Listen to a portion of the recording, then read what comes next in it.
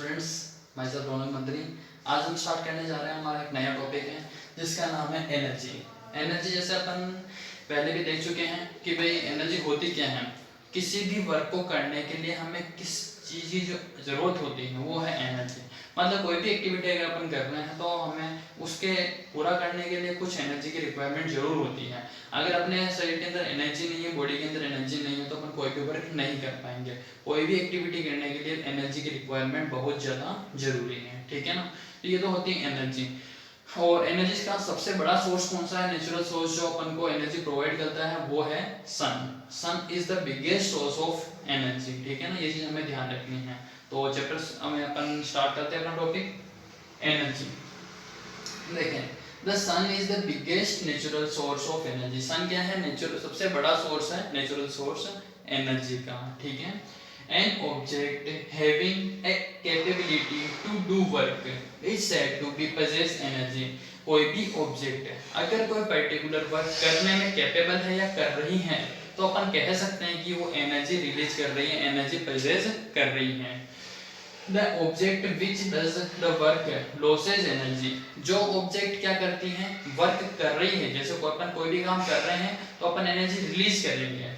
And object which the work is done gains energy. और object जिसके ऊपर work किया जाएगा उसको एनर्जी मिल जाएगी।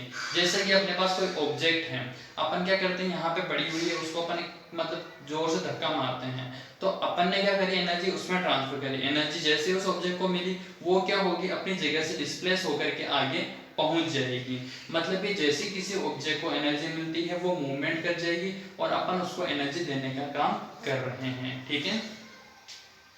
An object that possess energy can exert a force। अब जो ऑब्जेक्ट मतलब एनर्जी दे रही है उसको एक तरीके से एनर्जी के रूप में तो फोर्स ही लगाना पड़ेगा ना। तो exert a force on another object, दूसरी ऑब्जेक्ट के ऊपर। When this happens, the energy is transferred from the former to later। यानी कि इसमें क्या होता है, जो एनर्जी ट्रांसफर होती है फॉर्मर से लेटर में, मतलब खुद से आगे वाली जो ऑब्जेक्ट है उसमें एनर्जी ट्रांसफर होती हैं, ठीक है। The second object में moves as it receive energy। Second object हो सकता है कि भाई कुछ मूव कर जाए, अपनी जगह से मूव कर जाए, या फिर उसके थ्रू कुछ वर्क भी हो जाए। जैसे अपन जब क्रिकेट वगैरह खेलते हैं तो अगर मान लो जैसे अपन बॉल पड़ी हुई है तो बॉल को अपन जैसे ही अपने बैट से हिट करेंगे तो वो क्या होगी, आगे की तरफ चली जाएगी। मतलब उसके थ्रू कुछ वर्क हो जाएगा, वो अपनी जगह से डिस्प्लेस हो जाएगी। अपन ने क्या करी, एनर्जी दी बैट को, बैट ने एनर्जी ट्रांसफर करी बॉल के ऊपर, तो बॉल क्या हो गई, एक जगह से दूसरी जगह डिस्प्लेस हो गई। मतलब बॉल को एनर्जी मिली और एनर्जी मिलते ही वो अपनी जगह से आगे शिफ्ट हो गई, ठीक है। फिर आता है अपने पास आगे, the energy possessed by an object is thus measured in terms of its capacity of doing work।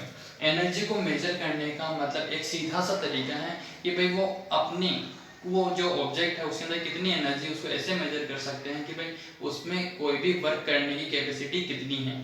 कि भाई अपन 1 घंटा काम कर सकते हैं तो अपन में 1 घंटे की एनर्जी है, 2 घंटा काम कर सकते हैं 2 घंटे की एनर्जी है। अब वर्क की अपन ने जो यूनिट लेके चल रहे थे पहले वो जूल थी, तो एनर्जी की यूनिट भी क्या होगी, जूल होगी।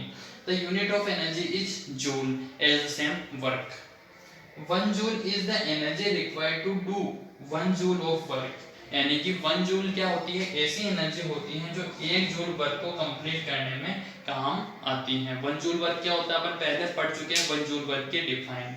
तो उस वर्क को कंप्लीट करने के लिए जो एनर्जी हमें रिक्वायर्ड होती है उसी को क्या बोलते हैं अपन, 1 जूल एनर्जी, ठीक है। 1 जूल एनर्जी क्या होती है, 1 जूल वर्क को पूरा करने के लिए रिक्वायर्ड एनर्जी 1 जूल एनर्जी होगी। अब 1 किलो जूल क्या होता है, 1000 जूल के इक्वल होता है। ये नॉर्मल सी बेसिक चीज जो हमें ध्यान रख करके चलनी है, ठीक है ना। इसके बाद आते हैं अपन आगे, फॉर्म्स ऑफ एनर्जी। अब एनर्जी कोई एक फिक्स फॉर्म नहीं होती कि भाई इसी रूप में मिलेगी, अलग अलग फॉर्म होती हैं। कभी काइनेटिक के रूप में, कभी मैकेनिकल के रूप में, कभी पोटेंशियल एनर्जी के रूप में, कभी हीट एनर्जी के रूप में, बहुत सारी फॉर्म्स होती हैं एनर्जी की। हम तो कुछ फॉर्म्स को अभी अपन डिस्कस करेंगे, देखते हैं। Forms of energy. The various forms include mechanical energy, heat energy, chemical energy, electrical energy and light energy। बहुत सारी जो फॉर्म्स होती हैं वो मिलकर के क्या बनाती हैं हमारे पास अलग अलग टाइप की एनर्जी। अब जैसे अपने पास है यहाँ पे कि भाई first mechanical energy, mechanical energy जो होती है पी एन ई और की के ई, इसका मतलब ये है कि पोटेंशियल एनर्जी पी का मतलब के का मतलब काइनेटिक एनर्जी, इन दोनों का जो सम होता है ना उसी को क्या बोलते हैं मैकेनिकल एनर्जी। दूसरी फॉर्म होती है हीट एनर्जी, जब हीट रिलीज होती है तो वो जो एनर्जी होती है हीट एनर्जी। केमिकल्स के अंदर पाई जाने वाली energy chemical energy. Electrical energy, electricity में जो energy electrical energy. Light energy, जो प्रकाश निकलता है उसके रूप में जो एनर्जी होती है उसको अपन लाइट एनर्जी बोलते हैं, ठीक है। तो इनमें से अपन फर्स्ट देखने जा रहे हैं, फर्स्ट पढ़ रहे हैं, वो है अपने पास काइनेटिक एनर्जी। अब काइनेटिक एनर्जी क्या होती है उसको हम समझते हैं। जैसे मान लो कि अपन किसी वर्क को कर रहे हैं और उस वर्क को करने के लिए अपन को मूव होना पड़ रहा है, अपनी जगह से जाना पड़ रहा है, एक जगह से दूसरी जगह हिलना पड़ रहा है। तो मूवमेंट, किसी भी बॉडी के मूवमेंट की वजह से उसमें जो एनर्जी खर्च होती है ना वो एनर्जी होती है kinetic energy.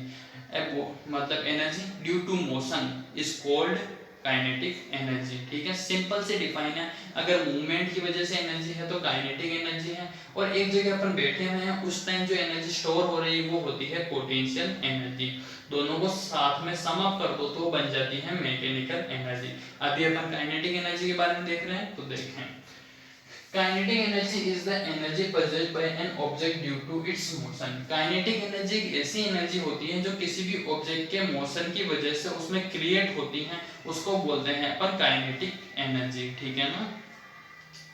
The kinetic energy is of the kinetic energy of an object increases with its speed। Kinetic energy क्या होती है, किसी भी ऑब्जेक्ट की उसकी स्पीड के साथ में बढ़ती जाती है। जैसे अपन अगर नॉर्मल स्पीड से चल रहे तो अपनी काइनेटिक एनर्जी नॉर्मल होगी, अगर अपन ने स्पीड बढ़ा दी तो फिर क्या होगी, काइनेटिक एनर्जी ज्यादा हो जाएगी, ठीक है ना। इस चीज का ध्यान रखिए। By define we can say that, इस डिफाइन से अपन कह सकते हैं कि kinetic energy of body moving with a certain velocity is equal to the work done on it. Kinetic energy क्या होती है, किसी भी बॉडी के ऊपर जो काम करा जा रहा है उसके इक्वल हो सकती है, इसके इक्वल हो सकती है। तो इसका अपन फॉर्मूला बनाने की कोशिश करते हैं। तो अपन जानते हैं कि third equation of the motion से अपने पास इक्वेशन होती है v square equal minus u square equal to 2as। तो यहाँ से मैंने s की वैल्यू निकाली, s equal to v square minus u square upon 2a, ठीक है ना। दूसरा फॉर्मूला अपने पास फोर्स का होता है F इक्वल टू ma। ये वैल्यू मैंने क्यों निकाली, क्योंकि मैं ये वैल्यू वर्क में पुट करूंगा, और अभी अपन ने बताया कि जो वर्क उस किसी बॉडी पे किया जाएगा वो इक्वल होता है काइनेटिक एनर्जी पे। तो W equal to F into S, F की वैल्यू अपन ने यहाँ पे फाइंड करी, तो ये वैल्यू अपन पुट करेंगे F की जगह पे, S की वैल्यू जो यहाँ फाइंड करी वो पुट की जाएगी यहाँ पे, ठीक है। देखें A से A हमारे कैंसिल हो गए, फिर बचा m और हाफ है जो आगे आ जाएगा, half m v square minus u square, ठीक है। ये हो गया हमारा काइनेटिक एनर्जी का फॉर्मूला। अगर इसमें एक कंडीशन और लगाते हैं कि भाई इनिशियल वेलोसिटी, जब कोई भी ऑब्जेक्ट स्टार्ट हो रही है शुरू में तो उसकी इनिशियल वेलोसिटी क्या है, बिल्कुल नहीं है, मतलब न के बराबर, मतलब जीरो है। तो इनिशियल वेलोसिटी अगर जीरो हो, u जीरो हो, तो फिर अपने पास फॉर्मूला बन रहा है e के equal to half mv square.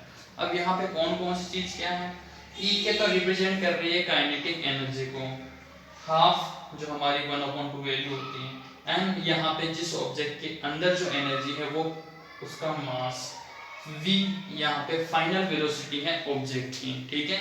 तो ये फॉर्मूला बन गया हमारा हाफ mv स्क्वायर, ठीक है। तो काइनेटिक एनर्जी का फॉर्मूला हो गया हाफ mv स्क्वायर। अब अगर कभी भी हमें हाफ काइनेटिक एनर्जी फाइंड करनी है तो उसका मास और उसकी वेलोसिटी पता होना जरूरी है। अगर इनकी वैल्यू हम पुट कर देते तो हमारे आंसर फाइंड हो जाएंगे, ठीक है। तो काइनेटिक एनर्जी हमारी यहीं पे खत्म होती है। नेक्स्ट आएगी अपने पास पोटेंशियल एनर्जी, जिसको हम आने वाली आगे क्लास में डिस्कस करेंगे। एक बार यहाँ तक कंप्लीट रीड करें, कोई भी इश्यू या डाउट रहे तो वापस से जरूर एक बार पूछ ले। आज से क्लास हमारी यहीं ओवर होती है।